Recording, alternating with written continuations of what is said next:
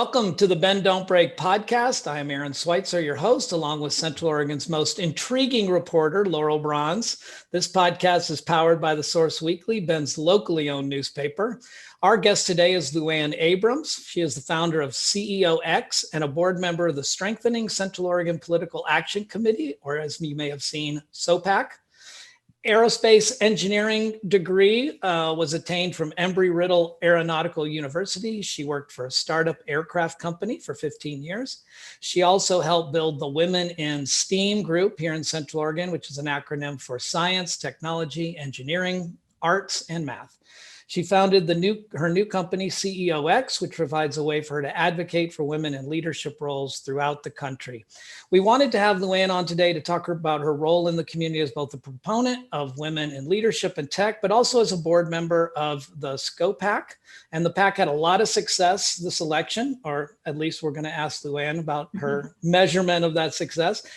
And almost everyone it endorsed won their races. We're hoping to learn more about the group's strategies and goals for this election and its plans for the future. Luann, thanks for joining us. Thanks for having me. It's really great to be here.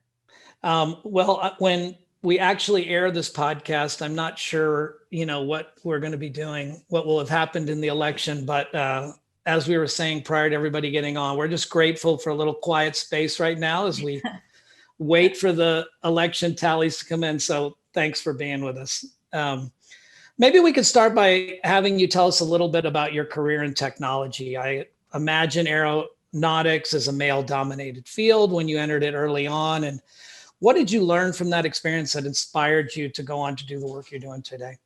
Yeah, it's really interesting. When I went to college, the ratio of men to women was 10-1.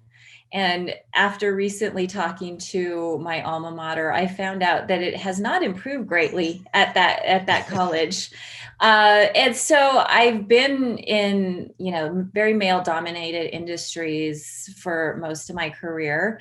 And so I think that has just shaped really shaped everything I do and has caused me to get so involved in elevating women, because I've experienced firsthand some of the issues with being a woman in a male-dominated space and just being a woman in general. But, I think about the very first business meeting I attended getting hired straight out of college, and I was the only woman there, and one of the men there commented on my legs. And I was just, completely shocked and didn't know what to say or how to address it. So I think being a woman has actually helped me a lot in my career, but there's always been those issues that have been very impactful, like the guy who commented on my leg. Do you do that kind of training for candidates I imagine that's just a constant in the political realm. I'm afraid it is a constant. It's one of the side projects I'm working on right now. Is I really want to help young girls, high school, college age, be prepared for the real working world, because I was not. So I do what I talk to younger women, tell them to be prepared for these, have a witty comeback that just cuts that out right away. How to ensure that they aren't being broken down by some of the men in the system, because that happens a lot.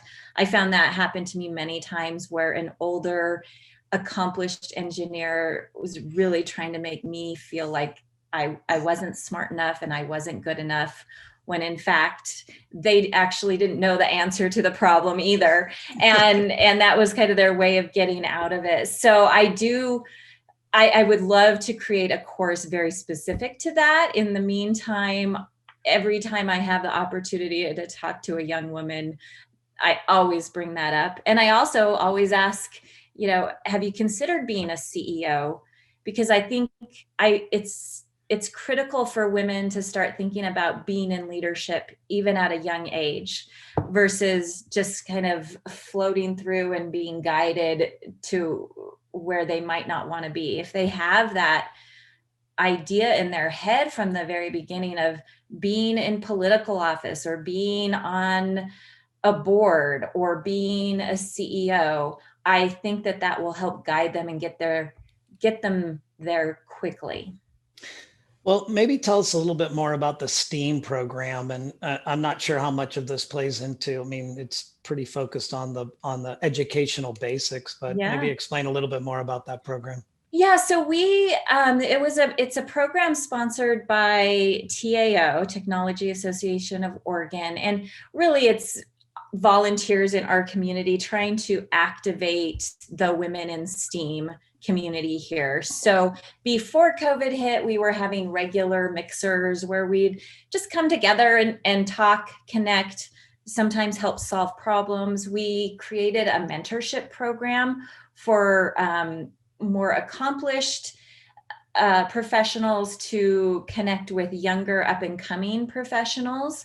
And that has been great because I've heard some of the stories coming out of that where one of the women helped her mentee to negotiate a much better pay raise. And, those are small things, but yet they're really impactful and really necessary for women to be able to learn from other women. And the women that have gone through all this, they want to help. Let's talk about SCOPAC because it has been the chatter around these days post local election, and certainly the city council reflects a big shift towards women in positions of authority there. Mm-hmm.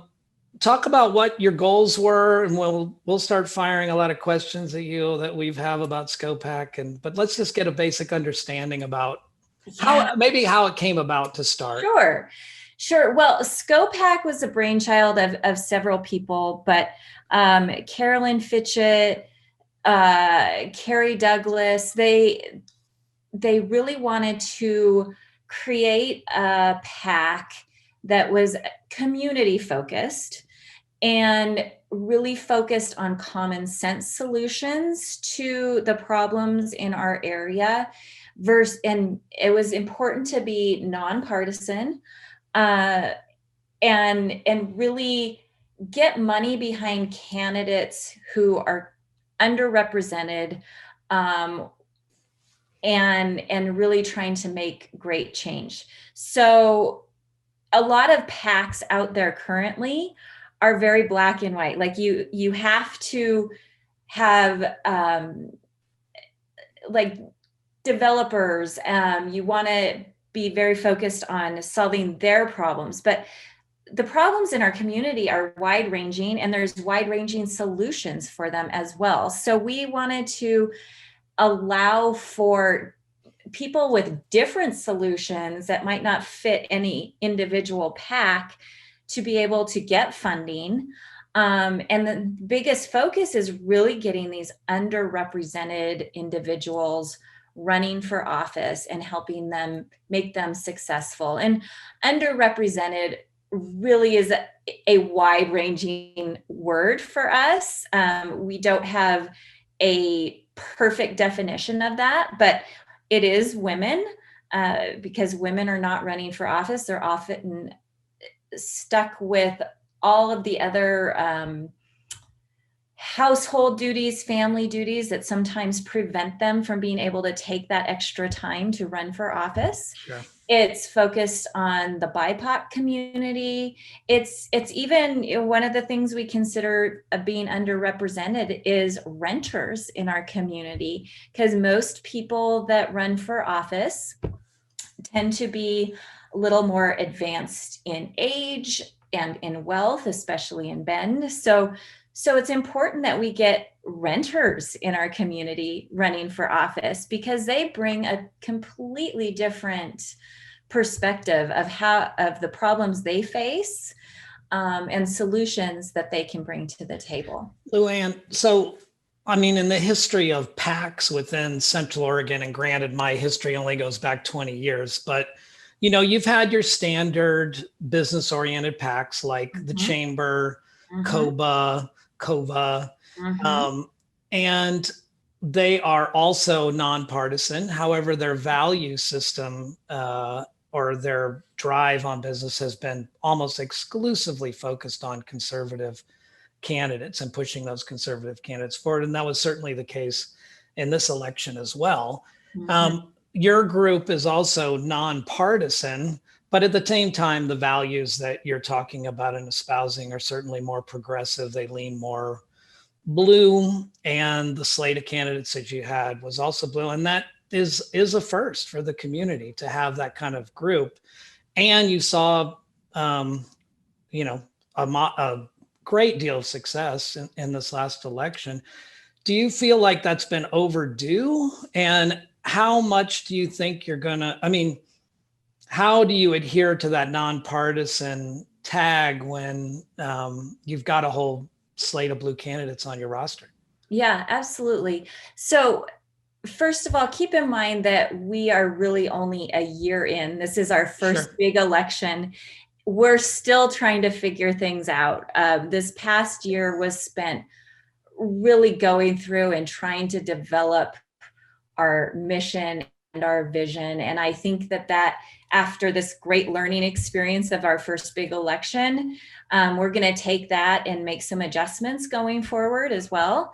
So absolutely, I think it's overdue. And to address the thought that we're more blue and progressive, I absolutely see that.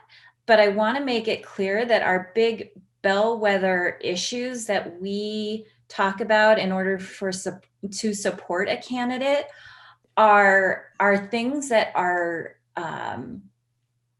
really embraced by the vast majority of Americans. And I'll take being pro-choice is one of those things. It's a bellwether question for getting support from SCOPAC. And I think it's over 60% of Americans support that. And so we hope that there will be a lot more Republicans that can embrace that and come to us with some of their solutions for these difficult problems that we're facing. Affordable housing is always top of mind here, and transportation. The transportation bill that just got passed and voted in here was supported by the Ben Chamber PAC as well. So that I think that's a great example of how we can support potentially more conservative viewpoints, but those bellwether issues are really important to us. Sure. Can you tell us a little bit how you recruit candidates and then support them once they decide to run? Yeah, so recruiting is going to be a big focus now that we're through the election. We really need to sit down and figure out the best way to recruit candidates. So I'm going to take this time with you both to say, if you have even the smallest thoughts about wanting to run for office, please get in touch. We have experts who have done it and can talk to you about what it's really like and give you a sense of if that's really something you want to do. We would love to be talking to you if you're considering running for office. So that's a huge issue. We also want to focus not just in Bend, we want to focus Tri-County, and we want to get underrepresented people all about Central Oregon running for office. So we are open to suggestions as well on how to best do that. As far as supporting the candidates, we're raising money and we are deploying that money in several ways. One is just actual cash to the candidates. The other, one of the things we did, one of our candidates that we endorsed, we paid for speaker training for her because that's where she felt like she really needed some help. And so we paid for an expert to come and work with her over the last month and a half of the campaign to really help her public speaking skills. For one of our candidates, we paid for childcare for them, because, working full time and then campaigning, you really need that extra help. So we were able to do that.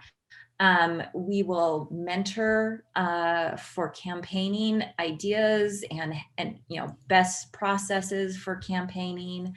And another thing, we didn't do this last time because nobody specifically asked for it, but bringing meals to the house for the family while you're out canvassing. I think probably we didn't do a lot of that simply because people weren't out canvassing quite as much in the day of COVID, but we expect to do that. So there's just lots of ways that a PAC can support a candidate, because a candidate cannot themselves use money to pay for childcare, but a PAC can. So that's one of the ways that we can support them. And Luann, this is maybe more of a comment than a question, but conservative candidates have had these support systems in the past. I mean, one of the, I think, kind of the criticisms of progressive candidates in Central Oregon is the past, and as then that they haven't had the grooming, they haven't had the training. Most of the times they're deciding to run because they're passionate about an issue, and they're learning about the campaign process as they come out into the field. Whereas Jeff Eager for a long time had been training and grooming candidates for the conservatives. And I just think that your formation is, while you've had the success, it's also just a leveler. It gives people a good opportunity. What we always look for, especially in our endorsement process, is that we're going to have a really good, interesting debate about the issues. And it is very challenging for us oftentimes when we have candidates who are groomed. They got a PAC behind them. They got a great packet of messaging they're coming in with. Someone's at their side who's a campaign aide ready to help. And the other candidate is just basically come off the couch. They decided a couple of weeks ago they were going to run, and it doesn't really get the issues out. They think they're going to get the issues out, but in reality, they can't talk to those issues without a real support system like you're talking about. Absolutely. Absolutely. And I hope that our PAC will draw more of those people out that don't have what a traditional background that tends to, turn into running for office. If you look at a lot of our local candidates, they're all longtime business professionals, right? That have gone into it. So, but we need people representing all types of different industries and people in our communities. So if we can offer that support, that how do you run a campaign? How do we help you with speaking? How do we take care of your kids so that you can go out and campaign? Those are all ways that we can draw out these non-traditional candidates. And I think, it's one of the reasons I fight so hard to get women in leadership and get diverse teams in leadership in businesses. It's just shown over and over again that they're more successful, that they solve bigger problems. They're not just solving one type of problem that one group experiences. They're solving problems that numerous people face. And that's why it's so key to have diversity in leadership, in politics, in our community. Luann, Laurel and I were talking about the 2016 election a little bit before we brought you on, and we were commenting about the challenges that Hillary Clinton had in her run for office, and the just what she had to overcome as a female candidate. And a lot of those challenges were from her women base, her same gender problems. And I know we spoke a little bit about, the gender inequities and things like that, but I wonder if you can speak, as you're training some of these candidates, about the challenges they're going to experience from within their own gender bias. Boy, this is such a tough one, because until there are more women in leadership that we see on a daily basis, I think those gender biases are going to continue. And And I think addressing that stuff head on, there's the whole likability factor. Right. I was just reading yet another study on likability for women, and it seems that you can still be likable as a successful woman, as long as you didn't actually want to be successful. Or you didn't present yourself as desiring success, yes, right? You didn't present yourself as being ambitious. Right. And that is just, God, I feel like I just am taking a knife to the heart when I read that kind of stuff, because it's just, it's absolutely ridiculous. So that's why we got to support women, so that there's more in office, more in leadership, and we start seeing that as normal. And it's not normal right now. I mean, if you look at some of the statistics, I think it's between 6 and 7% of the S&P 500 companies are led by women. Those numbers it's something about like 20%. If you look at the current makeup of Congress are women. And that was after a banner 2018 year for getting women. Like before that, it was just despairingly low. So we have a lot of work to do to support women. You got to be a little careful what you wish for, because I've also heard that 25% of the S&P 500 men are psychopaths.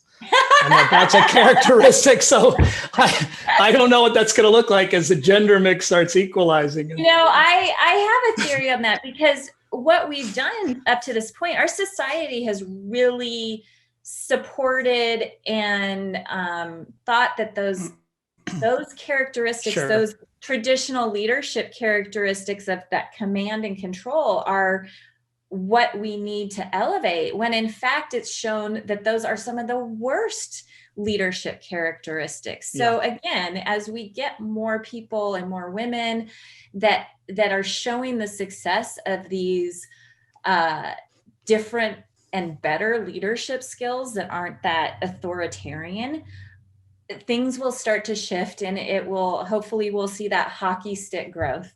Can you talk a little bit about like what you consider are more female type leadership skills? And Erin and I were talking before about, are women expected to lead like males, if they are in leadership? Yeah. So one of the big one is just a learning mindset, and being out there and saying that you don't know everything, and being willing to listen. Curiosity kind of goes hand in hand with that. Being able to question and not be showing like, I have all the answers and this is what you need to do. So curiosity and learning mindset and practicing self-development are all big ones that women possess in spades, somewhat naturally. I mean, all of these skills, I believe, can be learned and taught and exhibited, both for men and for women. Resilience is another. I think women have to be resilient, especially women in business, because of all of the additional hurdles that we have to face and overcome to be successful. We learn resilience very quickly. Another is development in your team. So it's not just all about you and raising yourself. It's about developing those around you, and building relationships. Women also tend to be when given the opportunity, very bold, willing to take risks, but they're much more calculated risks. They're not risk takers in the sense of, going skydiving and things like that. They're very calculated risk takers. And that's shown to be successful over and over. They're very good at conflict management, and working, using empathy and self-reflection to get through different conflicts. And again, can be taught. But showing empathy has not, in our culture up until now, been seen as a good thing. It's often seen as a negative, unfortunately. I like the idea that you could learn a non-adrenaline rush leadership strategy. I'll sign up for that course if you're offering that. Luann, what are your, we're running out of time, but what are your plans for the future?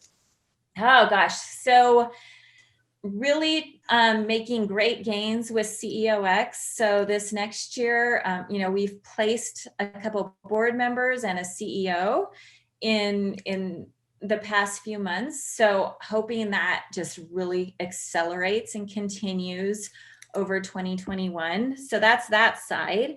The SCOPAC side, my personal number one goal, and I think probably most of my fellow board members will agree, is just what we talked about earlier, is identifying, finding these women, these underrepresented individuals in our community and in, I want to say, Central Oregon, in the Tri-County area, to run for office, and figuring out how to identify them, how to convince them, because it's not easy running for office. I mean, look at me, I don't want to run for office. No, I think I prefer to sit back and comment. Right. So that's probably our number one agenda item for 2021 with SCOPAC is recruitment of people to run for office that can really affect great change here.